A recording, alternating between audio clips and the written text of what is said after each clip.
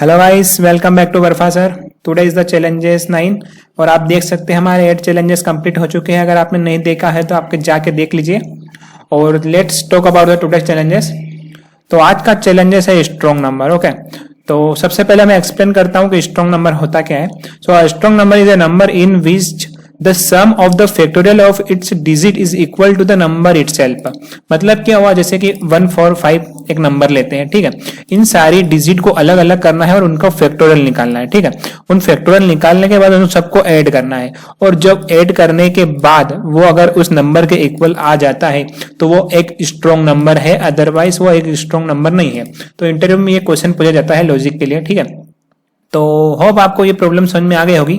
तो चलते हैं, स्टार्ट करते हैं। और सबसे पहले मैं क्या करता हूँ, एक फंक्शन क्रिएट कर लेता हूँ, पब्लिक स्टैटिक, और ये मुझे बूलियन रिटर्न करेगा। ओके, स्ट्रॉन्ग नंबर है या नहीं है। और इसका नाम मैं दे देता हूँ इज स्ट्रॉन्ग नंबर, ठीक है, इज स्ट्रॉन्ग नंबर, ठीक है। तो ये मुझे बताएगा स्ट्रॉन्ग नंबर है या नहीं है। इसके पास एक इंटर नम आएगा, ठीक है, या एक नंबर आएगा, ठीक है। तो ये क्या रिटर्न करेगा, बुलियन, एक स्ट्रॉन्ग नंबर है या नहीं है। तो स्ट्रॉन्ग नंबर आपको पता चल गया, राइट, कैसे निकालते हैं। सबसे पहले डिजिट को अलग अलग करो, फिर उसका फैक्टोरियल निकालो, राइट। तो हमारा फैक्टोरियल निकालना भी जरूरी है। फैक्टोरियल क्या होता है, जैसे कि 4 का फैक्टोरियल क्या होगा, 4 इंटू 3 इंटू 2 इंटू 1, राइट। तो हमने जब डे 3 में किया था ना, आपने इसको फैक्टोरियल भी किया था, लेकिन इस वीडियो में हम एक और फैक्टोरियल भी निकालेंगे इस वीडियो में, ठीक है। तो टेंशन लेने वाली बात नहीं है। तो चलिए शुरू करते हैं। तो मैंने ये निकाल लिया हूं, राइट। तो सबसे पहले मेरे को क्या करना है कि इस डिजिट को पीछे से चलना है, ठीक है। तो सबसे पहले मैं क्या करूंगा, ये जो नंबर आ रहा है, राइट, इसको मैं किसी एक वेरिएबल में इंसर्ट कर दूंगा, ठीक है। समथिंग लाइक ओरिजिनल नंबर, ताकि ये नंबर चेंज नहीं होगा, ठीक है। मतलब इसका कुछ नहीं हो, लास्ट में हम चेक करेंगे कंडीशन के लिए कि इट्स वर्किंग और नॉट, ठीक है। इक्वल टू आ रहा है नहीं आ रहा है। अब क्या करेंगे, सम करना है यहाँ पे, राइट। तो मैं एक इंट सम का एक वेरिएबल निकाल लेता हूँ, ठीक है। अब व्हाइल लूप कब तक चलेगा, जब तक ये हमारा जो नम है, एक नंबर आ रहा है, right, is not equal to 0 तक ना आ जाए, राइट। हमने पिछले वीडियो में देखा था। तो यहां तक क्यों चला रहे, क्योंकि हम इसको 10 से डिवाइड करेंगे। जैसे एक नंबर तो ऐसा आएगा, राइट। तो सबसे पहले इसको 10 से डिवाइड करेंगे तो 5 के लिए, राइट। तो सबसे पहले क्या निकालना पड़ेगा, इसको लास्ट डिजिट निकालना पड़ेगी, राइट। तो डिजिट निकालने के लिए एक मीन्स व्हाट, रिमाइंडर निकालना पड़ेगा। तो इसका मैं रिमाइंडर निकाल लेता हूं, ठीक है। रिमाइंडर कैसे निकालते हैं, मॉड्यूलस ऑपरेटर से। तो मॉड्यूलस ऑफ 10 लिख देता हूं। तो ये क्या देगा हमको, n मॉड्यूलस ऑफ 10, मतलब 1 4 5 का मुझे 5 दे देगा, राइट। तो इस 5 का मुझे निकालना है फैक्टोरियल, राइट। इस 5 का मुझे निकालना है फैक्टोरियल, और उसको क्या करूंगा, इस सम में ऐड कर दूंगा।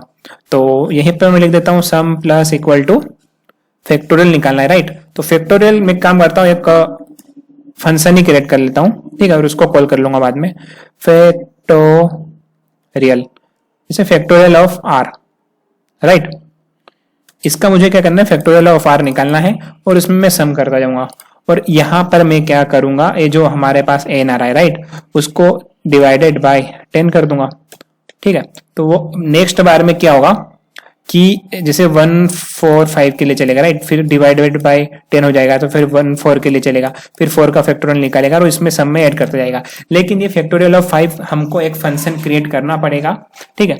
तो इसके लिए मैं यहाँ पे सिंपल सा क्लिक करता हूँ और ये मुझे दे रहा है हिंट क्रिएट करने के लिए, और ये क्रिएट कर लिया इसने, राइट, फैक्टोरियल ऑफ r। इसका मुझे क्या निकालना है, फैक्टोरियल, ठीक है। इसको मैं यहाँ डिलीट करता हूँ। तो किसी नंबर का फैक्टोरियल कैसे निकालते हैं वो समझते हैं। जैसे कोई सा एक इंट देते हैं, जिसे यहाँ पर मैं यहाँ पे क्या फैक्टोरियल आएगा, ठीक है। तो इसमें मैं 1 असाइन कर देता हूँ।